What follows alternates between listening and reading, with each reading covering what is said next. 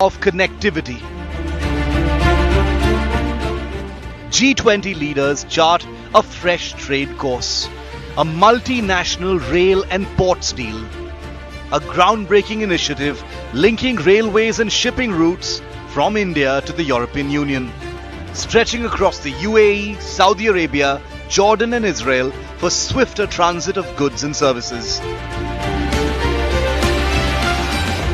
आने वाले समय में यह भारत, पश्चिम एशिया और यूरोप के बीच इकोनॉमिक इंटीग्रेशन का प्रभावी माध्यम होगा। यह पूरे विश्व में कनेक्टिविटी और विकास को सस्टेनेबल दिशा प्रदान करेगा। Hello everyone. The 8 G20 countries recently signed a MOU agreeing to commit to build the India, Middle East, Europe Economic Corridor. So, in today's video, we will understand what IMEC is, why is it crucial, and how it will benefit India as well. What is IMEC? IMEC means India, Middle East, Europe Economic Corridor. This is a planned project involving building a railway line and shipping route that will link India with Iran, India with, we can say, Europe and Middle East.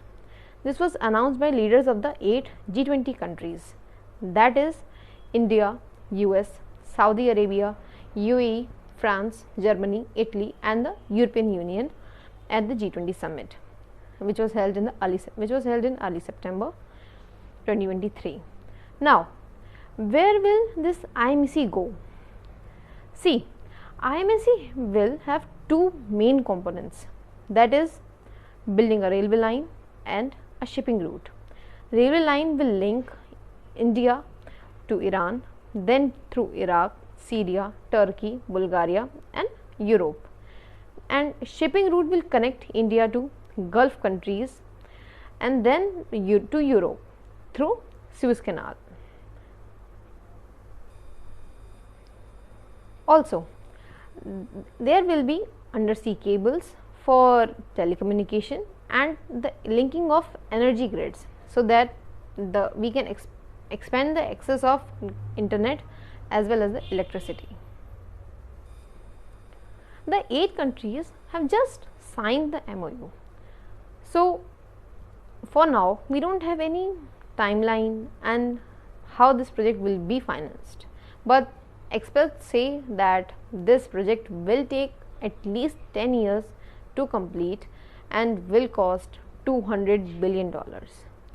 A point to be noted is that this project is under the ambit of Partnership for Global Infrastructure Investment, which was made by G7 nations. Now, coming to the next point, that how IMEC will benefit India. IMEC will benefit India in 4 ways. First, it will boost India's trade and investment opportunities with Middle East and Europe, which are the most important markets of exports and imports for India. Second, it will enhance India's energy security by diversifying the areas of importing oil and gas from the Persian Gulf countries. We will not be dependent on just one country for importing of crude oil and gas. Third is, it will strengthen and it will create an influence in the Middle East countries as well as Europe, and it will also enhance the cooperation on topics like maritime security and another important topic, that is climate change.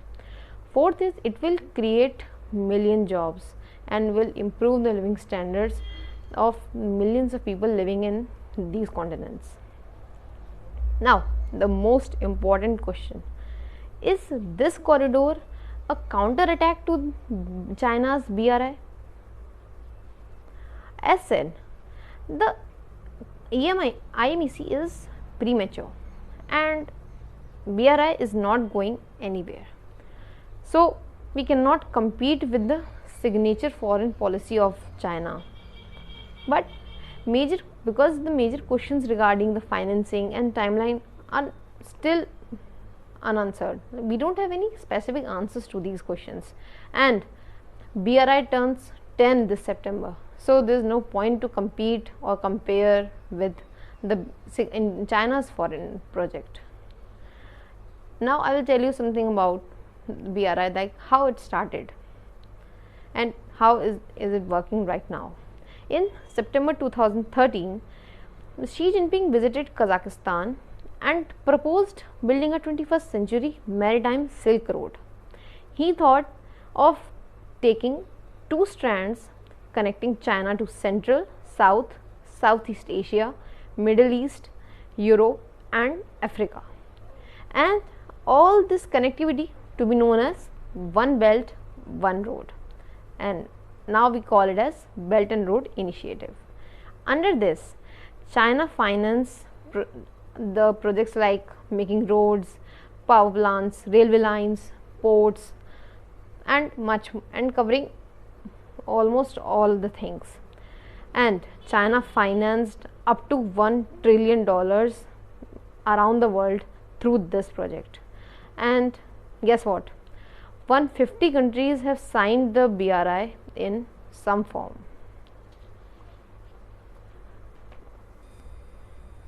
China's wish was that they will control the most strategic manufacturing capacity countries, like सबसे अच्छे strategically important countries को cover करना, उनकी manufacturing capacities को अपने under लेना, so that it will help the manufacturing companies of the China by creating a consistent source of inputs.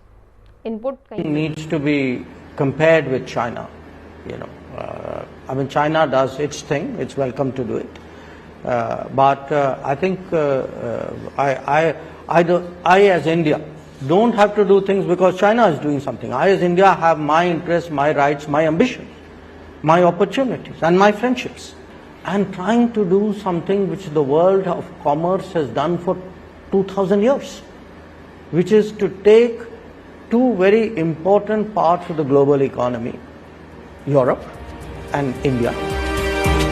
The world reimagines commerce to redefine global trade dynamics.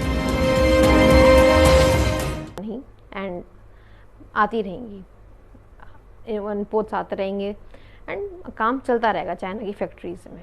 That was the main thing.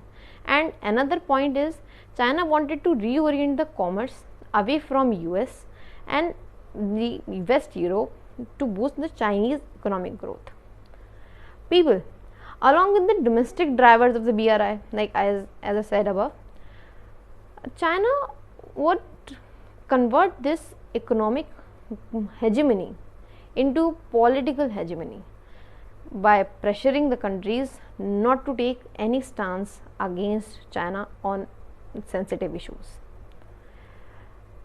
Now, BRI also has some flaws in it, like projects are not viable for the environment, they are giving debt to already heavily indebted countries, they are financing carbon intensive projects, and they are introducing coal powered power plants. Now, relating to the problems China is facing right now, Xi Jinping stated that now BRI will cover fewer projects, and that will be some major projects along with the digital infrastructure and people to people ties. But I would say that despite all of these flaws, China came and took the initiative to fill the gap of the urgent need of the infrastructure, and now China is the world's largest official creditor. But here's another corridor too, that is Lobeto corridor, and IMEC with Lobeto, if successful, it will have the potential to increase the supply chains and promote trade among the US partners and make it way smoother than today, like reshaping the e-commerce trade routes. It will be a kind of revamping of the trade routes, and Ursula von der Leyen, who is the president of the European Commission, said that if IMEC will be successful, it will boost India and Europe trade by 40% faster. And yes, we cannot miss the geopolitical motives of this corridor. It will have. And the Lobeto corridor will connect Angola to the Democratic Republic of Congo and eventually reaching to the Indian Ocean. And point not to miss here is that if Lobeto corridor is able to increase the production and supply of the cobalt and copper, this will decrease the reliance on China for the import of these critical minerals which are needed for electrical vehicles. So these are two very big missions and will take years to bear the fruits under the best circumstances. So that's all for today's video. If you liked it, share it with the friends and family, and yes, don't forget to subscribe the channel. It is free of cost to you, but this will boost my morale to create more content like this. See you in the next video.